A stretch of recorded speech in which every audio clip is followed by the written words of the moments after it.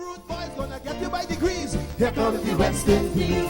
And when you're facing the generals, nearly every ball is a funeral. And when we battle, brother, go and put your men on the boundary line.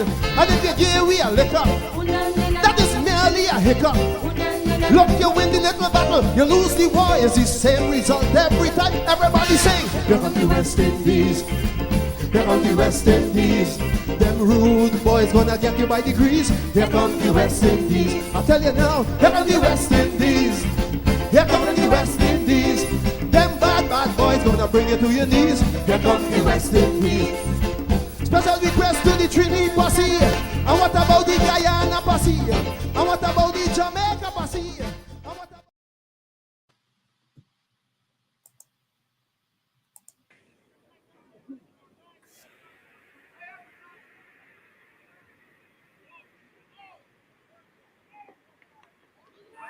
Delicate leg lands by Canai, beautifully turned round. West Indies captain moving on there to 42.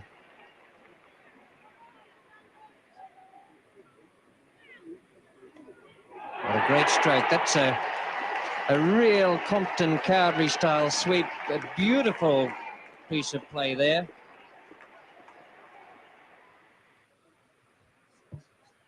Illingworth now bowling to Rowan Kenai.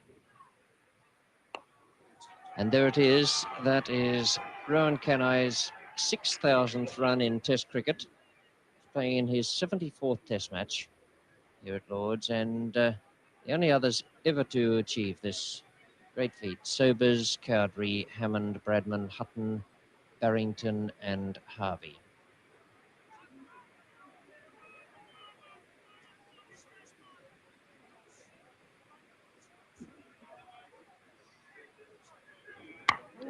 It's a great shot. Greg just isn't fast enough to bowl bounces on a good batting pitch. Kenai didn't bother hooking that behind square. He just slashed it away through mid-wicket. Oh, and a misfield will give Kenai his 100. Luckhurst, the defender. Kenai goes to 100.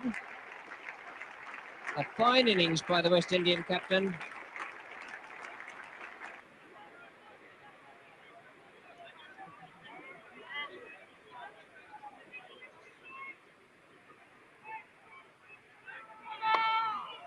Underwood again, and well, I think starting off to go the wrong way, Underwood. No chance to get the right hand to it. But 4 really from the moment it left the bat, as long as no fieldsman could get across to it. Again, it's the timing. No ball call by umpire Bird. And again now, Greg to Kenai. And there's another boundary. Tony Gregg really taking a hammering out there today. Now Willis is ready to bowl, and Kenai to bat.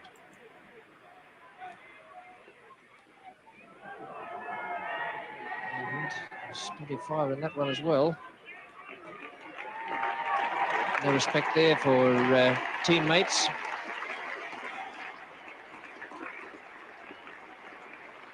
The 150 for Rowan Kenai.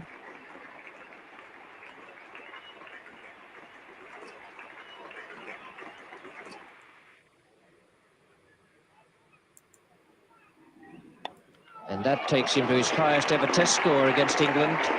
What a lovely stroke to do it with. So it's to be Bob Willis now bowling from the nursery end, and he's to bowl to Kenai. He's got him. It's a good catch by Tony Gregg. Going away to his right there, and a good delivery from Willis, who has just picked himself up another little victim, and what a good one from England's point of view. Rowan Kenai out, caught Gregg, bowled Willis for 157. And the pavilion and everyone around the ground rising to Kenai. It was a marvellous innings. And good evening to you and welcome to West Indies Cricket 101, Sunday evening. And we have we're coming on later when a lot of people seem to be prepared for the program. We came in there with that little clip from Ron. Can I remember where I was in 1973? We were on those days, you call it a tour. We used to go on these 1 week tour, and we were in Charity. The first time I went to the Pomeroon, we were, I think, in second or third form, and organized, and we were on tour. And I remember we had to be going down the Pomeroon River to see the Pomeroon River. And Kanai was batting that day. I think Sobers, I think, made 150 in that same match. And we decided, no Pomeroon River, we're going to stay near to that radio. I remember that Kanai was going out at that time.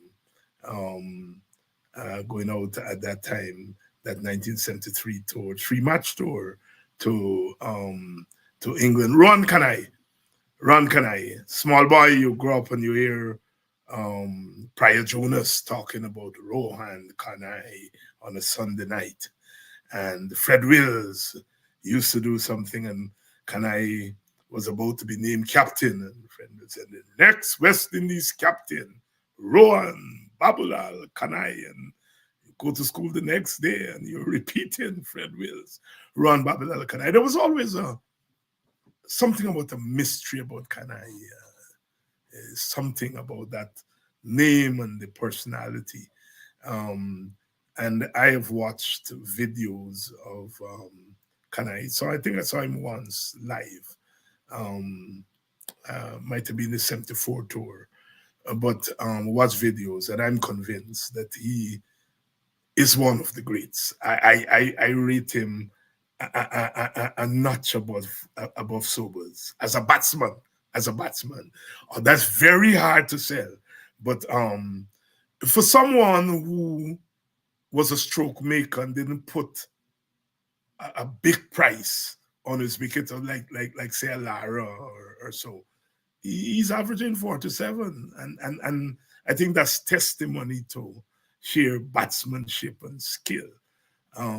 So we want to talk. I mean, because somebody raised the question with me earlier, whether something should be done for Kanai in Guyana. I know there used to be the Rohan Kanai stand at Border, but there's a street named after Clive Lloyd, after Chandapal, and you feel as if something more could be done for Kanai. Kanai, of course, when you talk about Kanai, you have to talk about him in the same breath of Butcher and Solomon and I think Ivan Madre, I understand, was part of that school. And nothing. There might be. I'll have to find out from Basil whether they've named something in Linden after his father. But Kanai, Solomon, Butcher, they are really the pioneers of what we call modern Guyanese batsmanship. And although the focus is in Kanai, it occurred to me that not much has been done for those pioneers of our batsmanship. I mean, the 3 W's are heralded in Barbados. Sobers, of course, is one of the national heroes. I feel like I agree that something should be named after Kanai, something that is prominent. And while we're at it, although they weren't the 3 W's, they were the 3 pioneers. I mean, as I said, Butcher, Kanai, and Solomon, has been the pioneers of our modern batsmanship. We'll talk to Basil Butcher Jr. and Dr. Vincent Adams about that. And then we'll do a review of the just concluded 2-match series against South Africa, and we have I think it's three T20s coming up. Up to 3 hours ago, the team was not announced, and I wonder what is the hold up there. I noticed Red Pereira also in a post asking about the T20 team, the T20 squad. So there we are. We'd like to welcome all of you, and we're ready to go. Let's bring in our guests, Basil Jr., Dr. Vincent Adams. Dr. Adams, you would have played alongside Kanai. Um, you would have played against him. I'm sure. I know Kanai would come down and play for Everest when he was in the country. And it so used to be East Indian Cricket Club at that time. At that time. But you played with him, you played against him. Tell us something about the quality of his batsmanship. Hey, Basil know that Rohan is, I think, in just a natural player. I mean, you could never argue against Gary Sobers, but Rohan to me was even ahead of his time in the things that he did. Some, like that reverse, what we call it, a paddle sweep, where you just paddle backwards. He started that, the sweep shot. He did some things that when you look back now, and he was the only one who was playing certain shots, and he was just a natural. The difference between him and Gary was more sound in terms of making big runs. Rohan, Basil probably know how many times Rohan even got out in the 90s.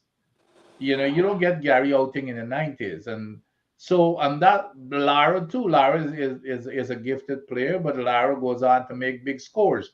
Rohan was not that type of player. He's very cavalier, of course. And of course, for a lot of the time that he played, during his time that he played, for the most part, he was opening batting, because you had Conrad Hunt and somebody else, and by the time Rohan come in at number 3, there's no runs on the tin, but he played his shots, but he was one of the most gifted players that I've ever seen. But you can't argue against Gary Sobers as, to me, the greatest batsman that the West Indies had ever produced. Well, I hadn't seen George Headley. I always put George Headley as number 1, just based on when he played and the conditions he played under.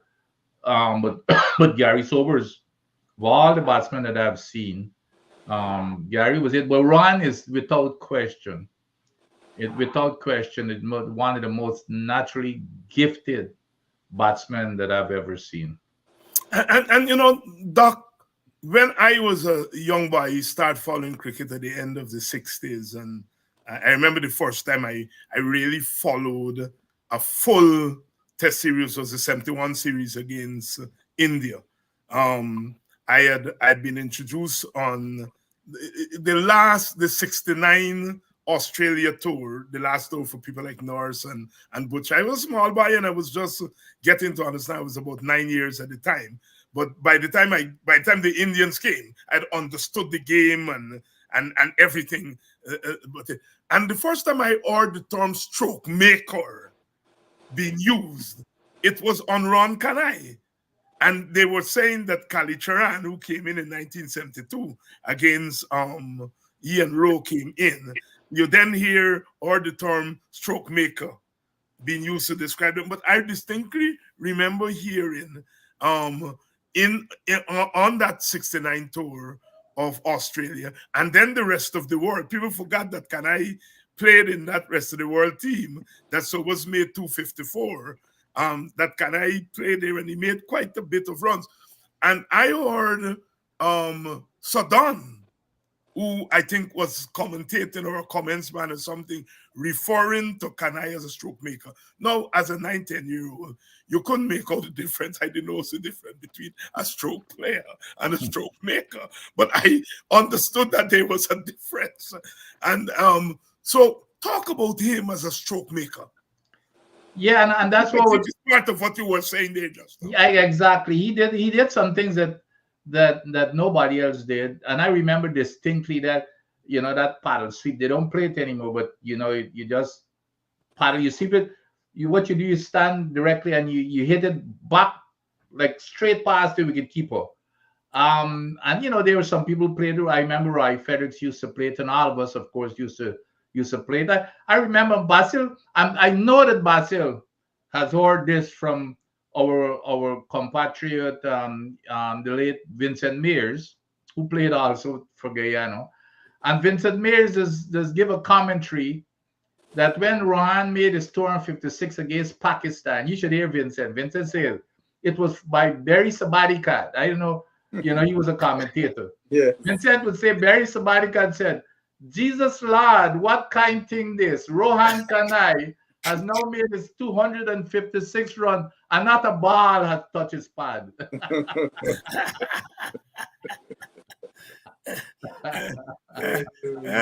Nah, Uh, he was a great. He was a great. And even Basil, I'm sure Basil heard the conversation that his father used to talk about Rohan when they were growing up. He was a the man used to, he was a Burudi when it comes to batting. When they're playing for the little thing in Port Miranda, he went for bat whole day. You know, but no, he was a great. I always put him as my just natural play, and I like him. But again, Gary is just in a class by himself.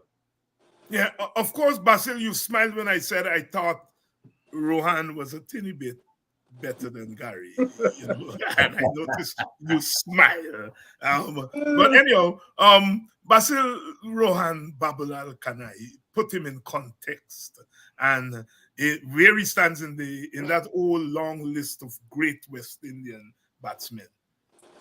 I think, oftentimes when we look at players at the end of their careers and we look at stats, we look at the average, and, because we have had this, this debate regarding Sobers, Kanai is a long-standing debate. You got those who like Vincent just talked about the late Vincent Mears. Nobody couldn't tell Vincent Mears that Sobers is better than Kanai. In his books, Kanai was the best batsman he ever seen. He always, nobody, because and I guess it's what you're looking for. Mears, he loved the stroke playing. I mean, there's no doubt, Kanai played more strokes than Sobers, right? So for that reason, and Kanai was more elegant than Sobers, right? So for those reasons, Mears, he loved Kanai amongst other things. But in the video you were showing, there was you heard Richie Beno say something. Rohan Kanai has just scored his 6,000th run in Test cricket. And the number of names who had done that before Kanai was a handful of names in the history of Test cricket, right? So it's often when you need to, that is where you put Kanai in proper context. Mm-hmm. Because when he scored 6,000 runs, there were not even 10 other guys in the history of the game had ever done that when he did it. So that puts him in context in terms of an all-time great, irrespective he didn't average 50. And as Vincent said, I know my dad told me, Rohan, he would say Rohan always wanted to play the most difficult shots, right? And that would cause his downfall, because he was, if you want to use the term, he was a cavalier. He was an entertainer. He's going to try to play shots you never seen. He wasn't a guy going to look to push to get 100 with singles, right? So as a result, I think he out about six times in the 90s or a little more than that. And if you put that again in context, he played 79 test matches. Had he converted, just let's say he converted those hundreds, Kanai would have had 20-something hundreds in 79 test matches. Viv Richards got 20-something hundreds in 100-and-something test matches. So again, put that in context of how great a player Kanai was. you know, and not just simply looking at he didn't average 50 runs, because he wasn't that kind of player that looking at records and all of that. I watch Kanai, but you know he was a guy was there to entertain the crowd, you know. Yeah. And he had two doubles. The 256, I think he had 217 against Pakistan too. Yes, on that same tour. Exactly. Because it was funny going into that test match. He made the double because him and my dad, they both made their maiden test centuries in that game. He made the 256. My dad made, I think, 104 or something like that. Because the two of them put on the big partnership. But going into that test match, Gupti had no respect for Kanai. He chased Kanai when he got him out. He's the rabbit, and so on. And then the third test, Kanai catchy, and and the rest is history. Yeah, you hear, them boys would tell you stories as a youngster, and some things that live in your memory. I remember listening to the game. I'm no Basil. I'm sure you. What year was that when Mersey played in that game when they opened with Mersey? I think that was like 64 or something like that. Yes, Somewhere around then. and I wasn't born yet. Oh. I was born a few months later. and Wes and Charlie in the prime on that Barbados wicket. And that Barbados wicket is not like it is today. The first time I got to Barbados, I wear Gary Sober's boots, which is the sharp peg, and it was sliding. It was like concrete. Okay. And Charlie and Wes, they carry away the three of them, including Basil Fado. Three for what was it, for like less than double figures. Gone back. And I hear when Rohan was passing, was it Mersey or Harnanan or somebody coming in, he said, you let that shit out. You watch it with me and the two of them today. 100 he put on them that afternoon. 100. Yeah. And what yes, was interesting about that game too, because Carlisle Miller played in that game, and one of the things he told us about, Kanai got bowled down on a no ball for duck. Where's all bowled him down on a no ball. And to quote Carlisle, said the Collie fix the kerchief. I remember Kanai used to wear a kerchief. Yes, right. He said the Collie fixed the kerchief, and after that, it was blows. And throwing back ball to the captain, they don't want bowl.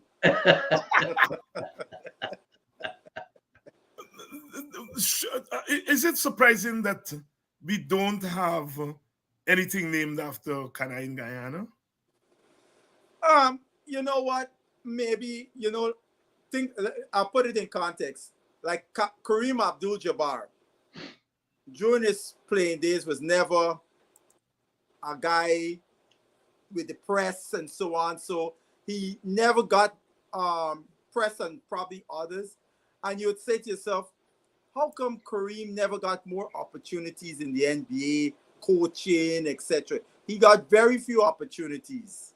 And maybe that's probably the same level with Kanai. Kanai was not one of the most friendly people would like to say. He was a hard guy and so on. So that might be one of the reasons. That might be, but notwithstanding that, the stand still is there. The Ron Kanai stand at GCC, but they don't play international cricket, so is not there.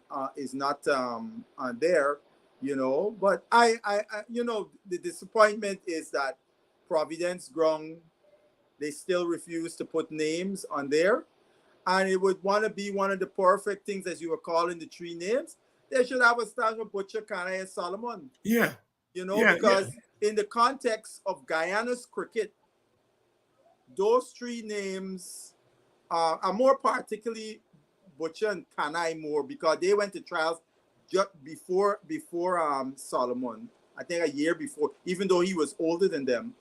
They went to trials before, and they were the ones that broke through, that allowed cricketers from the country areas, not from Georgetown only, showed that they had tremendous players outside of Georgetown, and the gateways open with Walker coming to Guyana and looking after the Sugar State cricket. And you saw players coming from the Sugar State and the door opened wide as a result of those guys. So in that context, they they they should be honored, the three of them, because even my dad told me the story when the 66 independence, Prince Philip was a very keen cricket fan, and Prince Philip had made a special trip by helicopter, him and his wife Queen Elizabeth, to Port Royal Community Center, because Prince Philip said he had to see this place, this little place that produced these three cricketers, right? He had to see it with his own eyes, and my dad was there to greet them when they arrived at the Port Royal Community Center. So yeah, I think one of the stands should be named after them, and then you go around and figure out how you can name the rest. Yeah, I think it's absolutely ridiculous. And yeah, we all see that there was a stand at border with Kanai's name, and those three names, Kanai, Butcher, Salomon, it just again they're linked together, they're tied together. There's no look at Greenwich Haynes stand in Barbados. Exactly. But on top of that, here we've got a big and the three W's in Barbados. And the three W's. But here it is that we've got a big on the Holland Griffith stand. Yes, Holland Griffith stand. We've got a big international cricket facility and stadium in Providence for how many years now? Border is no longer being used. All you got to do is now you've got look at what the rest of the Caribbean has been doing. Look at there's a stadium, Brian Lara Stadium. Look at Richard Stadium, Sammy Stadium. Sammy Stadium. Statues. So Gary Sober's got a statue. Viv Richards got one in. So it's just like if we Guyana, there's something we so backward. I don't know if it's envy. I don't know what to call it. Just to recognize our heroes. And there's no question that Basil Butcher Salomon. Then you've got the others such as especially Clive Lloyd. Yeah. I know there's a street named after him. There's a street named after land. I think, Vincent, the stadium should be named after Clive Lloyd, in my view, because he's the most decorated cricketer ever come out of Guyana. And to honor the stadium name after him, you could got the two ends, Lance Gibbs and Colin Croft end. One end is Croft, one is Lance That's Gibbs. exactly correct. And the newer guys like the Chanda Pauls, the Khalid Charan, the Fredericks, you could got to stand that era. Then you got the Hooper and Chanda Paul, Sarwan, if you like. Because one of the things would be an education for the young cricketers coming up. Right. Because when they look up, they say, who is Butcher, who's Solomon, who's Kanai? God, those are not even names to them, right? So now they got Google, they'll Google and they will see, wait a minute. And they got such bad men came out to Guyana. Who is Karicharan, who is Fredericks? When they look up and think, these are some bad men, because just like Kanai with 6,000, when both Alvin and Fredo got to 4,000, that was a serious milestone. Again, there were very few people in the history of the game had scored 4,000 runs in a test career.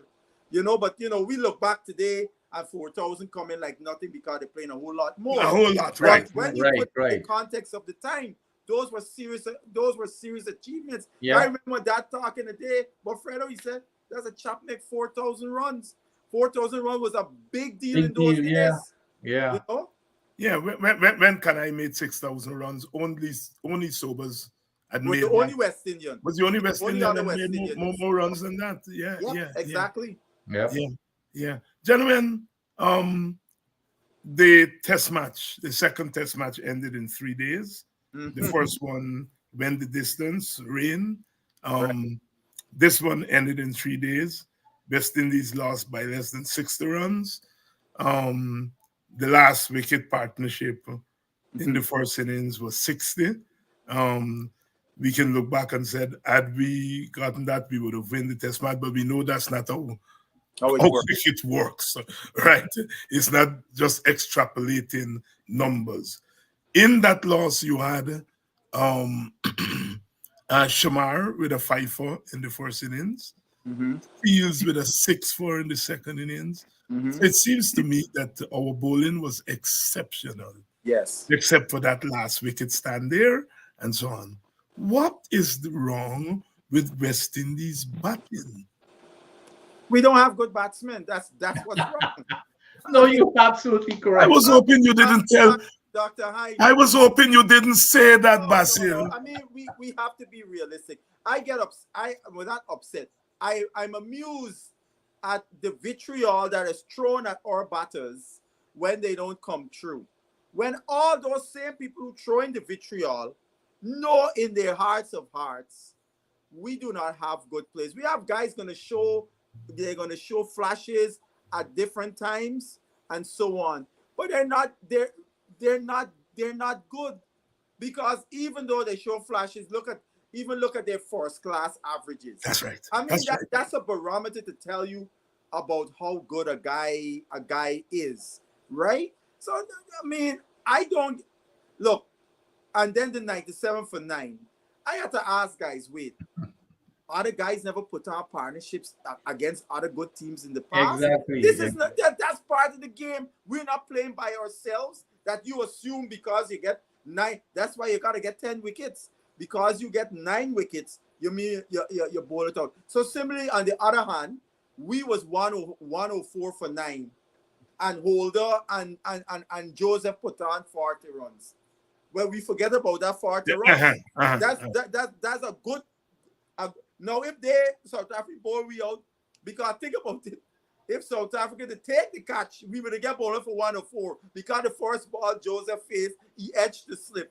Now that's a lead of almost 60 runs instead of 16.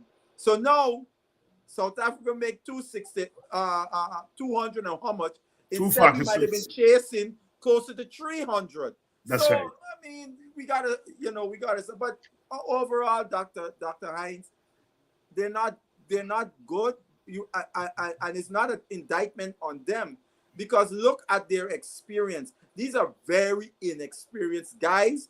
One, coming out of a structure that don't prepare them for the demands of Test cricket. So you put those two things together, this is what you're gonna see.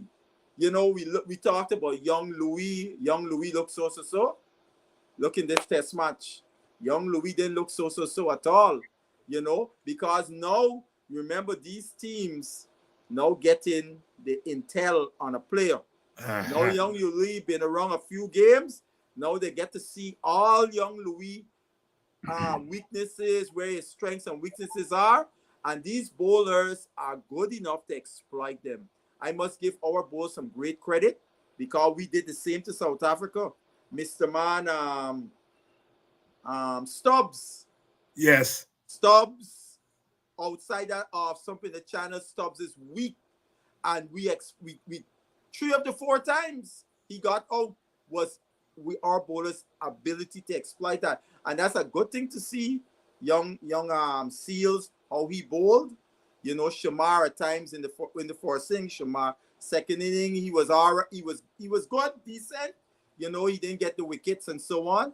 But those are good signs for us, because to compete, first and foremost, we got to get a bowling unit. Because this South Africa team, they're not a great batting team. No. But what keeps them in Test matches is because they have a tremendous bowling unit. Yep. You know,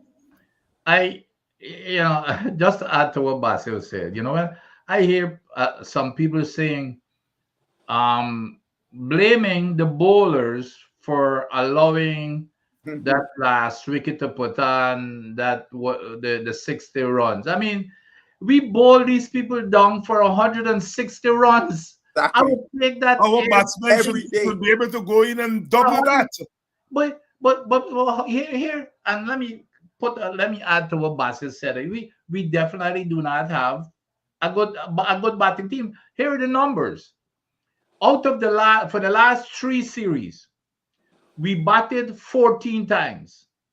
Okay, 14 times. Now, at any team making 300 is par, especially in the fourth inning. Mm-hmm. We batted 14 times. To those 14 times, 8 times we made less than 200. Twice we passed 300.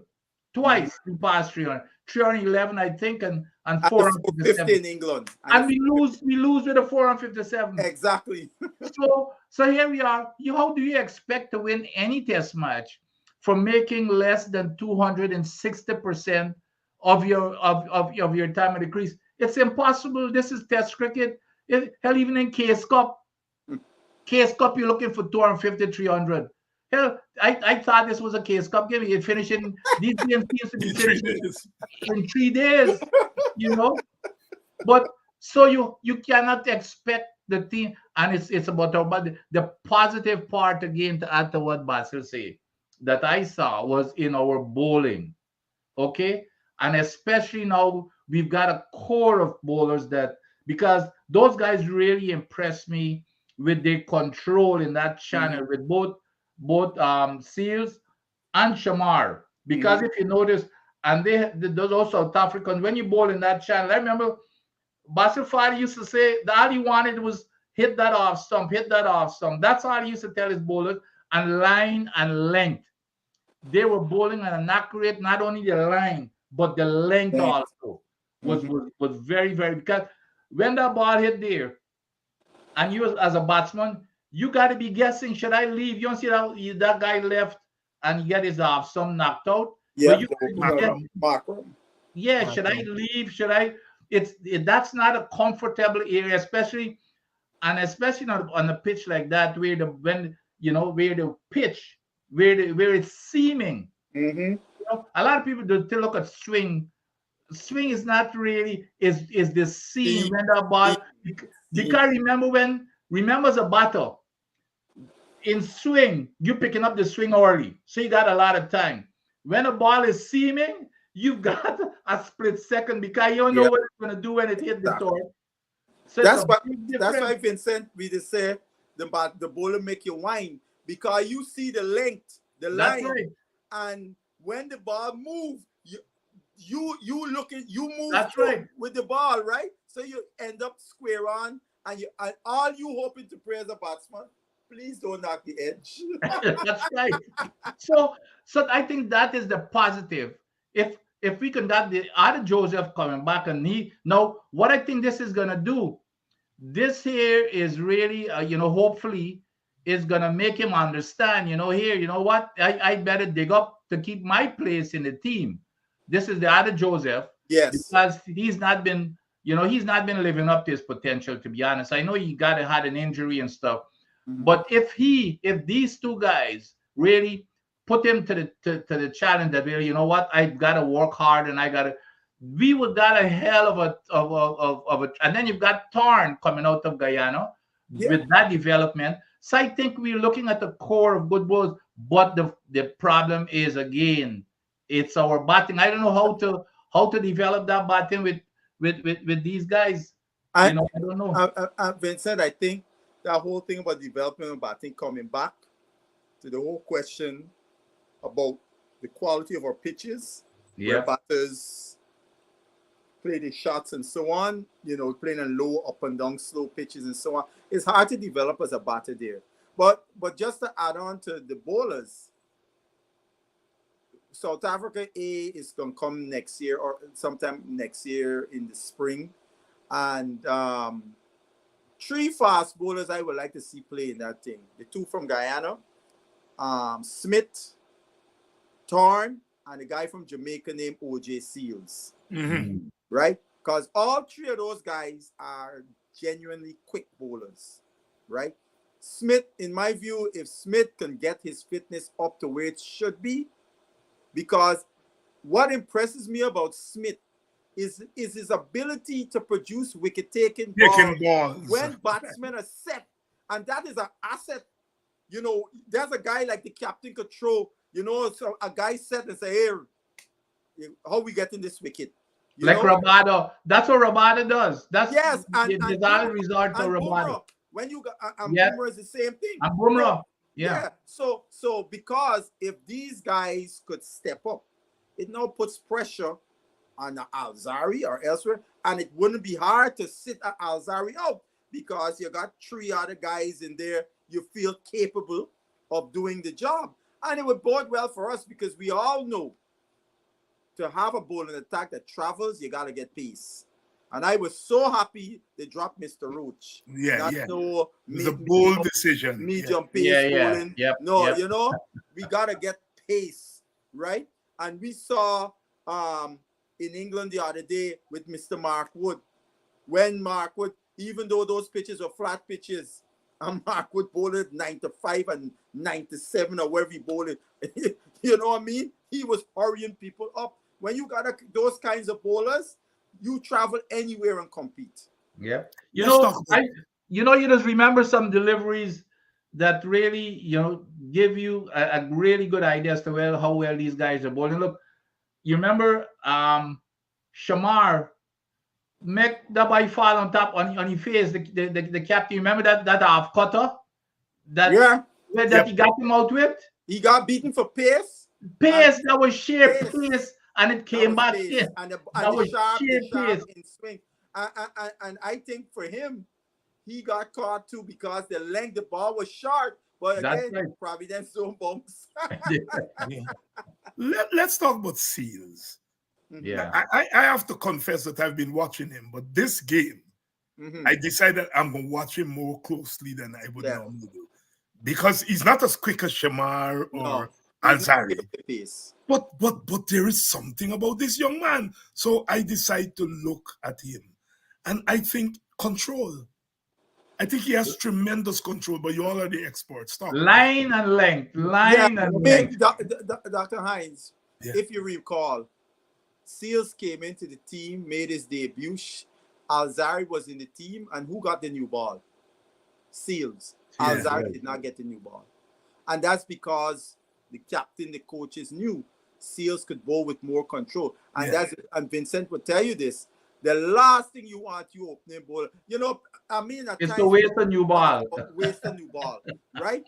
Because people that sometimes say the fastest man, there's some merit to that, but you can't be fast and foolish because the new ball is hard. It does more things than when the ball gets soft. So you want to take as much advantage of that new ball. So therefore, you want bowlers who can be accurate and challenging the batters there.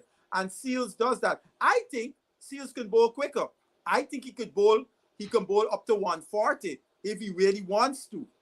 I don't know if he thinks well, that's another thing. Some guy this old time thing about if you bowl fast, you can't bowl accurate, but you gotta be fast and accurate. No, Wood was bowling 90 something and bowling accurate. I heard him I think after the second day. No, after we bowled out South Africa on the third morning, and he was talking, I think, to one of the commentators, and they talk about his growing partnership with Shamar, and he says that, look, I want to go for 2 or 3 over and whole thing, and let Shamar express himself. So I think he's thinking role. Well, I got a problem with that. I'll be frank. All right, talk to me. I'll tell you why. I listened at the end of the Test series against England, and that's Chris Broad, Stuart Broad. Chris Broad is the father. Stuart Broad was talking, and they were talking in the context of the English team, the new players, etc., etc. And Stuart Broad told us something about the differences when he played under Strauss versus Stokes. He said Strauss had this obsession that the seamers should not go for more than 2.75 runs and over. He was good if you put pressure and so on. Where he said Stokes was different. When Stokes come and give you the ball, the one question Stokes asks you, how we getting this wicket? Right? So he said that empowered him as a bowler because Stokes was only concerned about how we getting this wicket. So I don't want my man Seals to be thinking 2 or 3. I want Seals to be thinking, how am I getting this wicket, irrespective of Shamar doing in the other side. So that's why I like the positive way how England is playing the cricket. And that's how the positive thinking I want. I would like Seals to have, rather than thinking, I can go at 2 or 3. No, man. How are you outing the guy? How are you getting the guy out? Look, I, I mean, I don't want to to judge, but I I think it's good media gaff when he says something like that. Okay, when you're aware as a competitor, you're playing as a team, but trust me, you still got this individual instinct It's an and individual game within the it, team it's setting. it's to get wickets. You're playing as a team, so this gaff about, well, I'm gonna hold on for 2 point, getting 2.7, 2 point whatever it is runs per over is not going to keep you in the team, because that's what you're playing for. Okay, but besides that, I think his I think the he's got some his ability. First of all, he's tall, Mm-hmm. and that helps, which means he gets more bunks. And the other thing is, like you said, he's got very good control. And as long as he's hitting that line and length, which is just short of a good length, Mm-hmm. with the extra bump. But here's the other part of it: he bowls both an half cutter and the leg cutter. And his stock ball is a leg cutter. That's right. And it's not, you see, the thing about thing, like Basil used to always say, not big swing and big cutters. It's just that slight Uh, deviation. yes. Because the big deviation does miss Just your miss bat. the bat. Yeah. So the guy, and then he has the one that runs straight into you, you bowl wide. And Mm-hmm. even that one sometimes would hit and Just let straighten cut up. or straighten up. Yeah. So, but it's that length and line, that control that he has. And then of course he gets that extra bounce with his height. So he's got, but I don't buy that gaff about, Right. Right. I'm gonna do Yeah. this Yeah. so Yeah. that Kamar could express himself. I don't buy that. I think I think that's how he bowls, and that's it. Yeah. Because with Vincent talking about the little bit of sea movement. Go Yeah, back to a guy like Glenn McGrath, or even the guy was yeah, commentating from South Africa, Vernon Philander. They yeah. moved the ball exaggerated, but they used to hit a length. And Yeah. everybody knows, as a bowler, you might be aiming for the ball to do something, but when the Yep, ball hit the seam and do anything, you that's can't right. predict that, right? But if you bowl it on that length as Vincent described, is either coming in or going away. And that's why a guy like Philander, even though Philander bowled at 130, he used to Plenty destroy wickets. teams. He used to Plenty destroy wickets. teams. Yeah, I think he got the quickest 50 Yeah, to wicket, 100 or something like that. quickest 100 wicket. He slowed Yeah, down yeah. towards the end of his career, but that man used to get a He bag used full to of got the wickets. ball, he was almost like a metronome. The ball yeah, on a length, and he just hitting there all day. So now that's right. you as a batter, you got to decide, am I gonna leave? Am I gonna play? Because he keeping it in that channel, and just a little nibble in the movement. And Basil, the thing is, as a batter, remember, you got facing several hundreds of delivery or tens of delivery. So it's just one time you got to make a mistake, just one time. Exactly. So it's just repetitive thing. As long as he keeps it there, and you make the mistake, you got to make the mistake, And, and you and, can't continue forever without making a mistake. and the thing about it, Dr. Hines, you're asking about the batting, right? Or batters. What Vincent just described there, where in our system do our batters be able to face such pressure that would prepare them for when they go up at the top there? Nowhere. I remember, Dr. Hines, in the last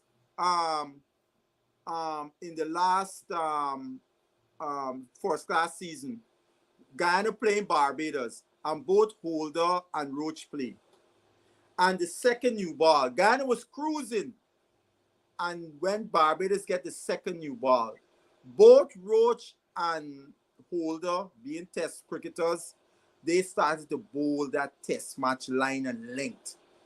And in no time, Guyana lost 3 wickets before you could say knife. Because the Guyanese batters had never faced that kind of pressure bowling and accuracy, right? So the minute that was put on them, they crumbled because they have no resource. Because it would be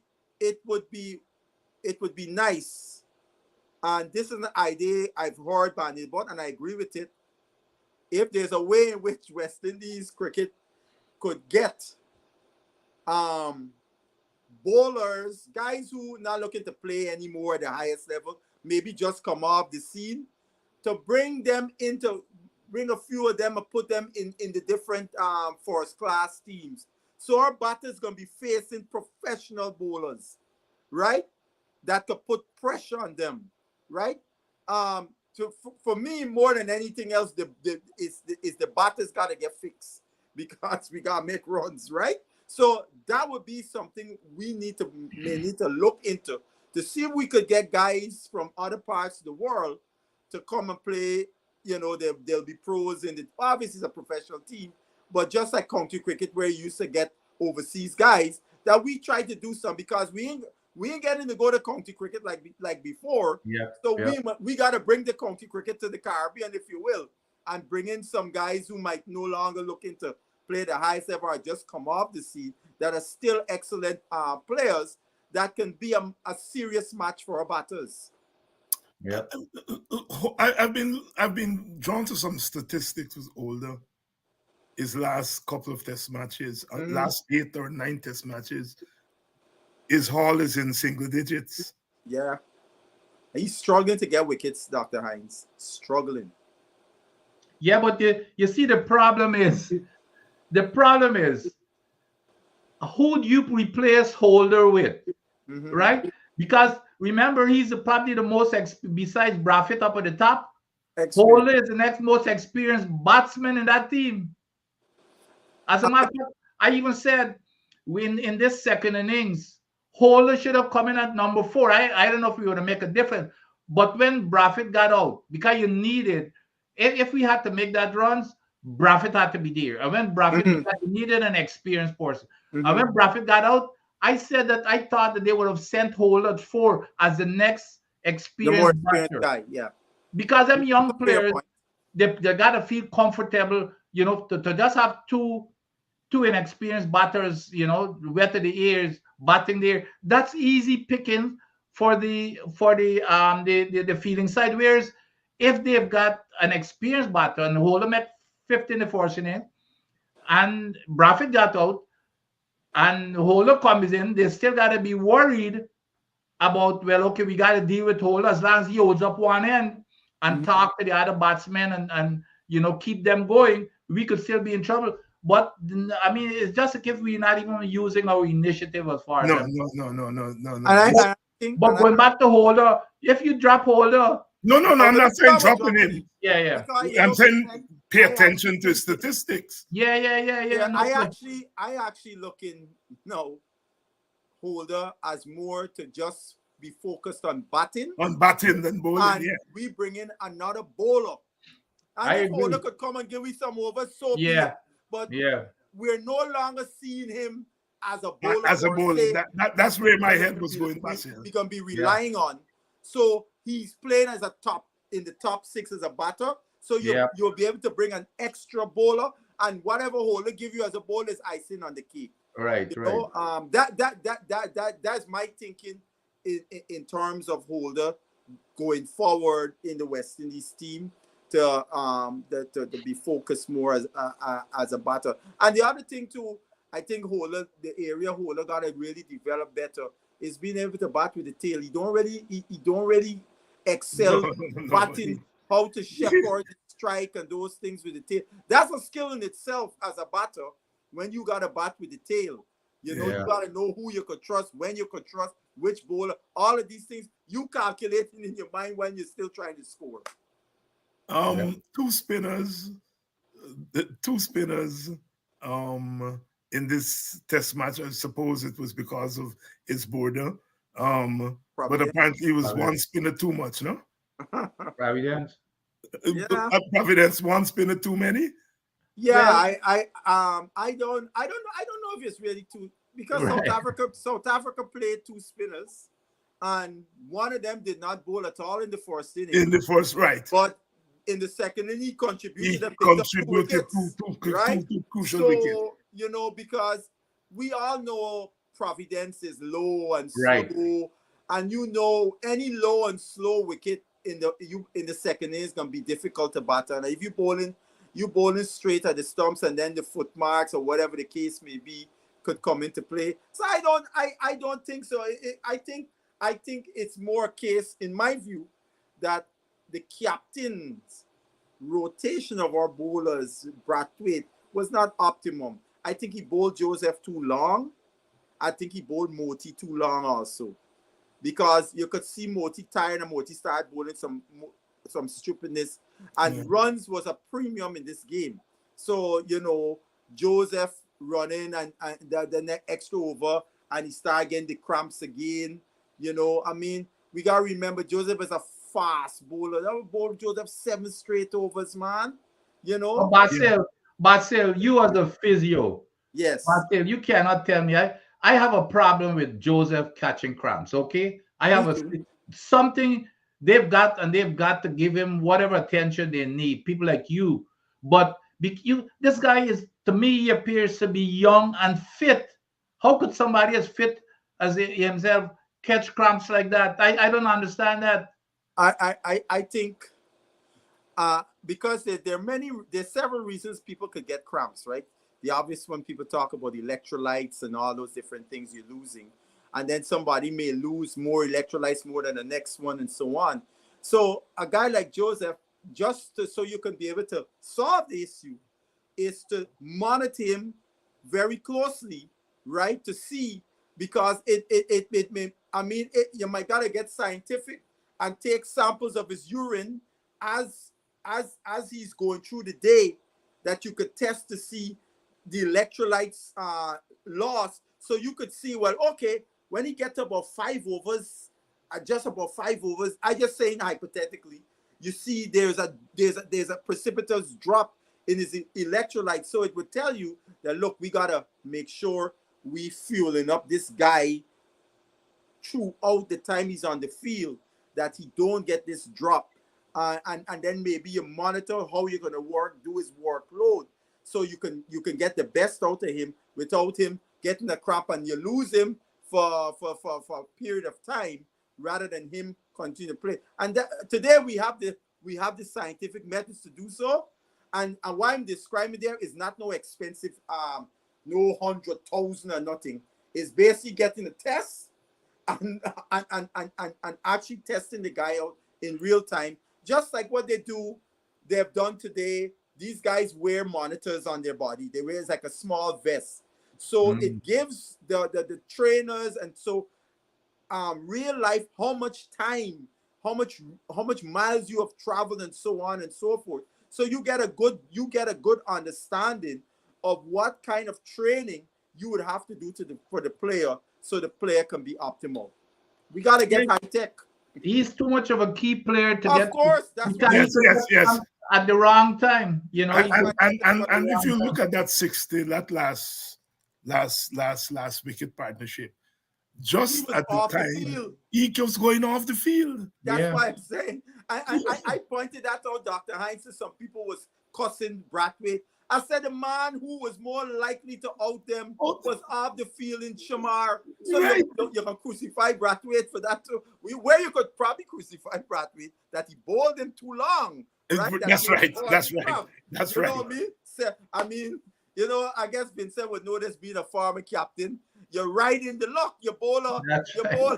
Here, I had the principle that I worked with here. If a bowler is striking, let him go until you really see that he's there. But you gotta let him go, because what happens a lot of times when you bring them back in another spell, they've got that rhythm. Yes, exactly. And everything else. And if you move them and you bring them back, it's not the same person. It happens so you gotta let them go. I mean, and that's a tricky thing. That was a tricky thing for Brathwaite, because both Moti and Joseph are bowling so well. As a captain, you're saying, I can't take these guys off. I look at another wicket. And it's that balance you gotta play. And so that's where you as a captain gotta be in constant communication with the bowler and looking at the bowler, what they're doing and so on. You gotta pay extra attention, especially when it come into the number of overs that you think is where you going over the threshold. So you could, But I feel bad for Brathwaite, He got body. Me two bowlers bowling like that's a captain. The last thing, and you know, Vincent is a competitor. You don't want the captain take the ball out to you hand neither. No, you no, want to no, keep no, going. no, no. Yeah. Have you As a all matter of heard fact, anything what about them boys, the? not to cut you, but Oh. as a matter of fact, what them boys used to do, as soon as you know, let me say they bowl and then the other bowler bowl, them boys used to when come to the next over, them boys start walking to the mark. The mark. Oh, Dr. Hines. Yes. I sent you on WhatsApp the T20 squad. Oh, okay. I sent it about 15 minutes ago. Oh, so they've released it. It came out this afternoon. This afternoon, yes. Yeah, it was if you want, I could read it off for you. Please read it, yes. Yes, I could read it off for you. Let me get it here for you. Powell captain, Fabian Allen, Alec Athenaze, Roston Chase, Johnson Charles, Matthew Ford, Shimron Hetmeyer, Shea Hope, Akil Hussein, Shamar Joseph, Obid McCoy, Godakish Moti, Nicholas Puran, Sharfin Rutherford, and Romario Shepard. Predictable. So Russell from the World Cup team, Russell not there, and Brandon King, who's still injured. He's not recovered from his injury, right? Yeah. Is Mayers in the team there? No, that is the question. I was going to ask you the same question. I don't understand this. That is the question everybody is asking. What is the issue with Mayers? Because there have not been any release, right? In regards, all we saw was the team, but there's gonna be the release. Yeah, I don't understand that at all. No, I don't understand. Mayers not in the team, and you pick Carty and Anthony, and all, you know what I mean? And I wonder if you bring Fabian Allen because Russell not there. But Fabian Allen is a third left arm spinner. You already got two in the squad. So Basil, you need to find out. You have Chase in there though. Yeah, Chase in there. Basil, you need to find out from his sources. There has to be something with Mears. There got to be something. Yeah, I got asked the question. I gotta ask it because I am perplexed that he's not. I mean, you drop the boy from St. Lucia, Charles, and Mears played the last game he played against South Africa. You bring in Mears, and in my view, Mears did a decent job in that game, as he did when he played against South Africa prior to the World Cup. He had a couple good scores batted in those games also. Yep. So, Vincent Jordan is reporting here. It looks like Dave Martin died this afternoon. Oh no! My condolences. My condolences. Yeah. Oh my goodness. Mr. Martin brought us brought a smile and gave us many a joy. Yeah. My goodness. Victor Benjamin is asking why Powell is still in the squad. He's a captain. No, I mean Victor asked a very good question, because my argument for the Hetmeyer fans like this, the only way I saw Hetmeyer played in the World Cup is if Powell was not the captain. Because had Powell not been the captain, he would have replaced Powell in the 11. But Powell being captain was a hindrance to Hetmeyer playing. Because there was no other place for Hetmeyer to get into that team, in my view. Oh boy. West Indies cricket team selection. It's always I mean, and now Dr. Hines, the coach is the only one picks the team now. That's what I realize now. Yeah. We haven't gotten the full mechanics yet, Vincent, but the overall, what we've been told, yes, the coach will select the team with support from the scouts. Yes. Oh, I didn't know that. What craziness. Right? Now, the question, the president of the board defended the decision, and others stating, if you look around the world in professional sports, the head coach has a big say. I heard Johnny Graves, the outgoing CEO. I was in a program with him, and he was questioned about that. And he brought up the analogy of Sir Ferguson from Manchester, the great manager, when he found out, Alex Ferguson, yes, when he found out the way cricket teams are selected and the coach don't have a say in picking the teams, he was aghast. He said, "Oh, no way! I have to have a big say in the construction of my squad." No, I per se I understand that, and I wish they had always put, since they started with coach, to make the coach a lead selector. Because you know why? I want the coach come before the press and give us a rationale for why the team was picked. And then when they lose, we hear again from the Mr. Coach. Not selectors, the coach hiding behind selectors' skirts, so to speak. No, I agree. I agree, Basil, that the coach should be a key selector, but not the coach himself by himself. Yeah, Vincent, as we say in the Caribbean, selection is a very, as all of us know who follow, absolutely, is a it is probably the most volatile thing in West Indies cricket, because I heard a reporter, a journalist from I think Australia, New Zealand, when the West Indies team had been selected, he was on the show, Mason's show, and he was amused at the vitriol and the back and forth about the selection of a team that was selected a week prior, that this talk was still going on. He said, whereas where we're from, you might have a discussion for a day or on that day, and that's it. But West Indies is a different kettle of fish by virtue because of the environment. All these separate nation states, everybody wants their countryman, and so on. So to leave it in the hands of one person, where is it? What I want to know, how are you going to make this person accountable? No. One thing I think they got right. I always felt Casey Carty's more suited to Test cricket, and I couldn't understand why he was automatic one-day cricketer when his natural style is more suited to Test cricket. I think they got that. Yeah, that's true. He hasn't made plenty but now Dr. Hines, they have him in the T20 team. No, they have him in the T20. Jesus, Lord, help me. Lord, Jesus. But I love being West Indian. But God, sometimes you gotta scratch your head. He's only there because Sammy like him. Well, not only that, I think Johnson Charles is in there because Sammy. Yeah. Because I don't see any reason for Johnson Charles still being in that team.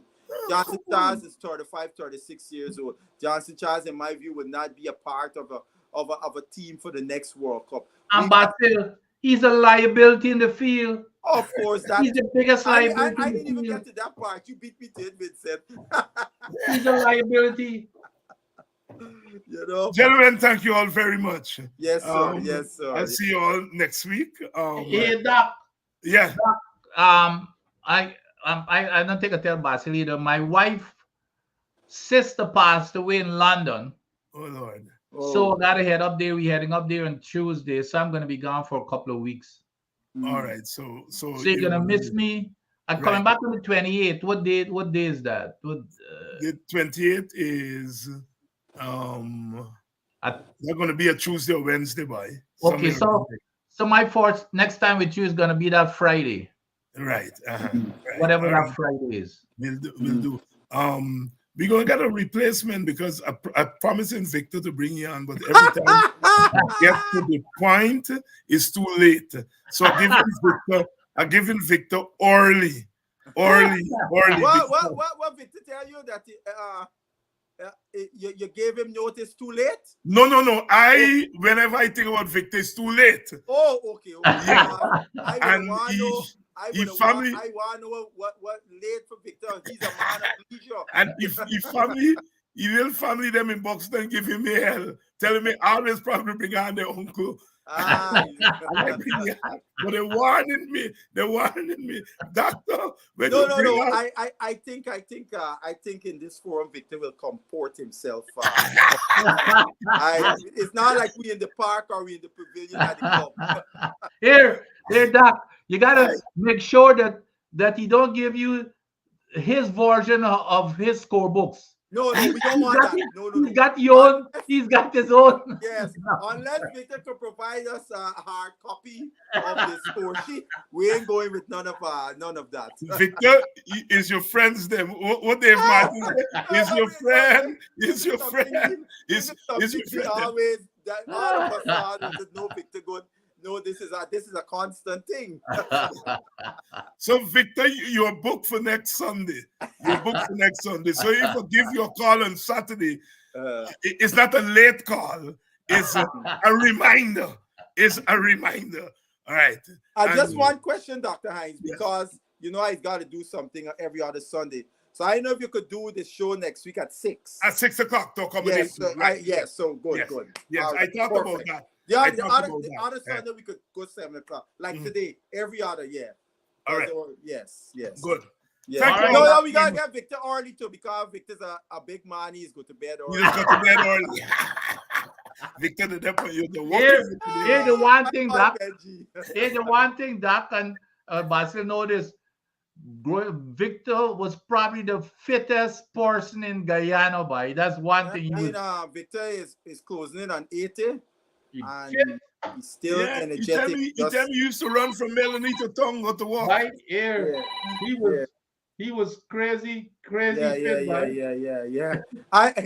He is my inspiration. I live to his age. I gotta be able to move around just like he. Watch Victor. All right,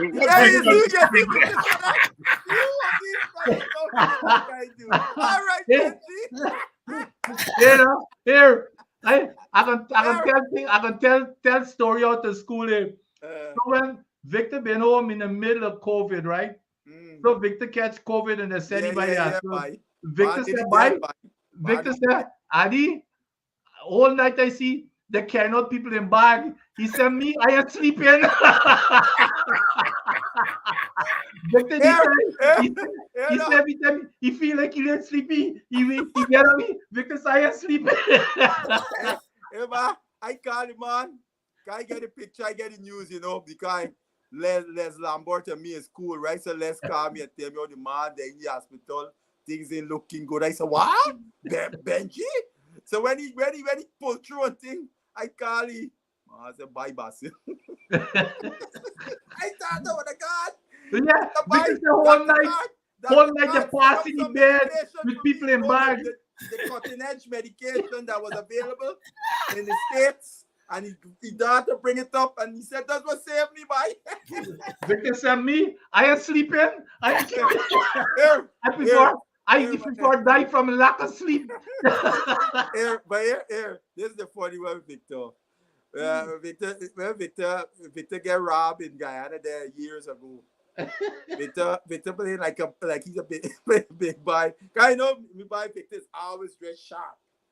And he had some gold chain. Victor forget. I know Victor forget that them man don't know he today. This not he living in Guyana. Them buyer know he on the road. He buy some guy and change money and walk out. And 2 motorcycles on the past and thing. Right? Well, I laugh in the newspaper article, Victor said, I held on my chain for dear life.